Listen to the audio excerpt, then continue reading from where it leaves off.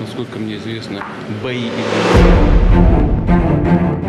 গত এক বছরের মধ্যে সবচেয়ে বড় জয়ের পথে রুশ বাহিনী। পতনের মুখে পূর্ব ইউক্রেনের অন্যতম গুরুত্বপূর্ণ কৌশলগত শহর পোক্রোভস্ক। পুতিনের বাহিনী ঘিরে ফেলেছে এই শহর। দেশটির প্রতিরক্ষা মন্ত্রণালয় দাবি করেছে শহরের উত্তরাঞ্চলে তারা পূর্ণ নিয়ন্ত্রণের পথে এবং দ্রুত দুর্বল হয়ে পড়েছে ইউক্রেনীয় সেনাদের অবস্থান।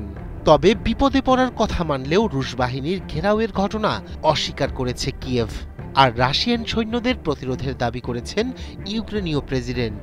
বিশ্লেষকরা বলছেন পোক্রোভস্ক ছিল একসময় দোনেস্ক অঞ্চলের একটি বড় রেল ও সড়ক জংশন এবং ইউক্রেনীয় সেনাদের জন্য এটি ছিল একটি বড় রসদ কেন্দ্র। এজন্য খনিজ সম্পদে সমৃদ্ধ এবং কৌশলগতভাবে গুরুত্বপূর্ণ শহরটির দখল নিতে মরিয়া রাশিয়া। প্রায় এক বছরেরও বেশি সময় ধরে ইউক্রেনের পূর্বাঞ্চলীয় শহর পোক্রোভস্ক দখলে কঠিন যুদ্ধ চালিয়ে যাচ্ছে রাশিয়া। গেল সপ্তাহে রুশ সেনাবাহিনীর প্রধান ভ্যালেরি গ্যারাসিম প্রেসিডেন্ট পুতিনকে জানিয়েছেন বর্তমানে Which is the world-class cable brand? Walton Cables, নিরাপদ আগামী সংযোগ। শহরটির ৭৫% বেশি অংশ নিয়ন্ত্রণ করছে তার বাহিনী। পাশাপাশি পুরো এলাকা ঘেরাও করেছে রুশ সেনারা। ইউক্রেনের ৭ম র্যাপিড রেসপন্স কর্পস জানিয়েছে রুশ বাহিনী বড় ধরনের ক্ষয়ক্ষতি ঘটাচ্ছে, তাই ড্রোন ইউনিট সহ নিজেদের প্রতিরক্ষা জোরদার করেছে তারা।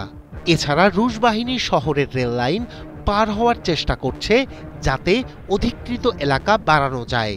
তবে ইউক্রেনের দাবি কঠোর প্রতিরোধ গড়েছে তারা। মানচিত্র বিশ্লেষণকারী গ্রুপ ডিপ স্টেট দেখিয়েছে চলতি মাসেই ২ ধাপের রেল লাইন অতিক্রম করেছে রুশ সেনারা। রুশ সেনাপ্রধানের দাবি পোক্রোভস্কের আশপাশের একাধিক বসতি দখলে নিয়ে ইউক্রেনীয় সেনাদের ধ্বংস করেছে তারা। তবে এই দাবিকে অস্বীকার করেছে কিয়েভ। আর উভয় পক্ষের তথ্যগুলো স্বাধীনভাবে যাচাই করতে পারেনি বার্তা সংস্থা রয়টার্সও। পোক্রোভস্ক ছিল একসময় দোনেস্ক অঞ্চলের একটি বড় রেল ও সড়ক জংশন। যুদ্ধের আগে সেখানে বাস করতেন প্রায় ৬০,০০০ মানুষ। ইউক্রেনীয় সেনাদের জন্য এটি ছিল একটি বড় রসদ কেন্দ্র। এখানকার সড়ক পথ দিয়েই সরবরাহ করা হতো বিভিন্ন যুদ্ধক্ষেত্রের রসদ।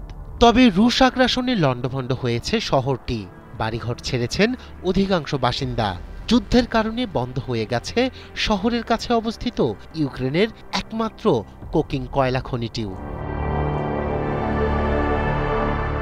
বিশ্লেষকরা বলছেন এই আবহে রাশিয়ার প্রধান লক্ষ্য দোনেস্ক ও লুহান্স্ক প্রদেশ নিয়ে গঠিত পুরো দনবাস অঞ্চল দখলে নেয়া।